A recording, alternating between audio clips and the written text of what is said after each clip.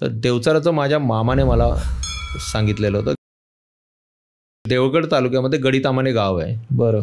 तर माझ्या मामांकडे आणि आजोबांपासून बैलगाडी होती. म्हणजे ते लोक बैलगाडीची शौकीन. बरं. ते वतनदार बोलतात ना पहिल्यांदा, काहीतरी असं वतनदार वगैरे, तर ते वतनदार होते. खोट वगैरे तसे. हां, ते कसे खोत वगैरे कसे असायचे त्या पद्धतीने हे कदम तिथले गडीतामान्यातले वतनदार. तर माझ्या आजोबांची त्यांनी मला स्टोरी सांगितली की ते आजोबाचं दुकान होतं आणि ते दुकानामध्ये माल बाहेरून आणायचे. भुशारी दुकान, आपले रेशनिंग दुकान असते ना, ते चालवायचे.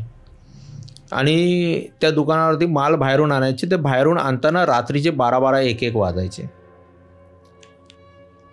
आणि रात्रीचे 12-1 वाजताना रेग्युलर रहाटेश्वरच्या मंदिरकडून, रहाटेश्वर देवस्थान आहे गडीतामान्यामध्ये, त्या याच्याकडून निघाले. तिथल्या छोट्या त्या कदमांची पहिल्यांदाची पहिली वाडी लागते. ती पहिली वाडी ओलांडली की मग नंतर खाली असा एक उतार लागतो. त्या उतारालाच नेहमी देवचार उभा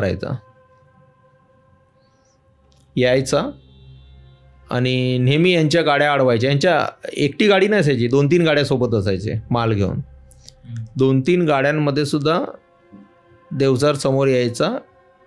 ह्यांना सांगायचा सोग्यावरून खाली उतरा. सोगा म्हणजे बैलगाडी जिथून हाकतात ना, जो भाग असतो बसायला, त्याला सोगं बोलतात. बरं.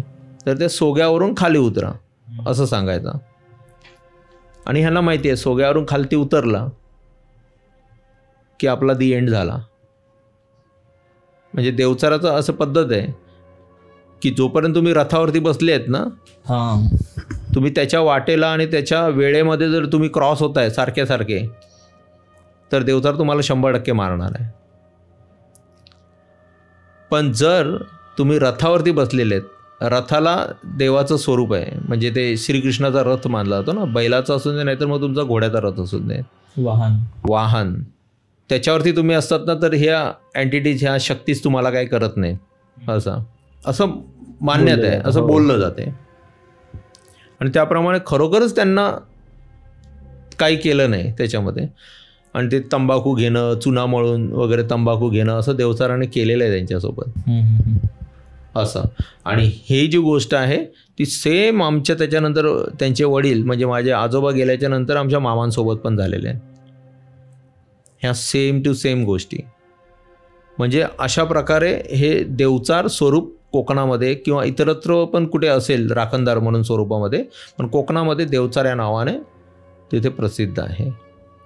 त्यांना कसं दिसायचं, म्हणजे कोण व्यक्ती दिसायचा? व्यक्ती म्हणजे नॉर्मल व्यक्तीप्रमाणे.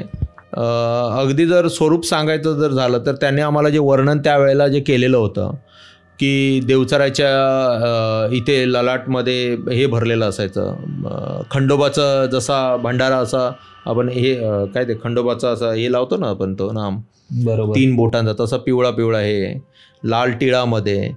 आणि त्याच्यानंतर डोक्यावरती फेटा, त्याच्यानंतर खांद्यावरती काळी घोंगडी आणि ती काठी, घुंगरावाली काठी. म्हणजे एका धनगराचं जशा पद्धतीने जुन्या धनगरांचा बाळू मामा वगैरे बघितलेलं तुम्ही, सिरियल वगैरे बघितलं ना, सेम बाळू मामासारखं, फक्त शरीर यष्टी जी आहे ना ती अतिशय सुदृढ, धडधाकट. म्हणजे मला वाटतं आपल्यासारखी 4 माणसं जमा करून तिथे बांधतील ना एकामध्ये, त्यावेळेला ते एक शरीर तयार होईल. म्हणजे एवढी शरीर यष्टी, 7 फुटाची हाईट. नॉर्मल आपण 6 फुटापर्यंत असतो, तर त्यांची हाईट जवळजवळ 7 फुटापर्यंत.